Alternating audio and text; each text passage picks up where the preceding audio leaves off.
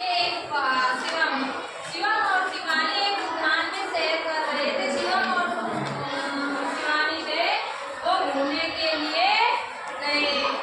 शिवानी थकी हुई थी। शिवानी कैसी थी? थकी हुई। उसने सोचा कि थोड़ी देर आराम किया जाए और शिवानी सोचने लगी कि थोड़ी देर आराम किया जाए। तभी शिवम ने शिवानी से कहा, जब हम थक जाते हैं तो हमको कभी को आराम करने की जरूरत होती है? मतलब दोबारा घूम सकते हैं क्या? नहीं, थका हुआ व्यक्ति कोई भी कुछ कार्य नहीं कर सकता। शिवानी, आपने कभी प्राणायाम के बारे में सुना है? शिवम कह रहा है शिवानी से, क्या आपने कभी प्राणायाम के बारे में सुना है? तो शिवानी से झुकाकर नहीं। शिवानी कह रही है शिवम जी है क्या? शिवानी कह रही है कि शिवम जी है क्या होता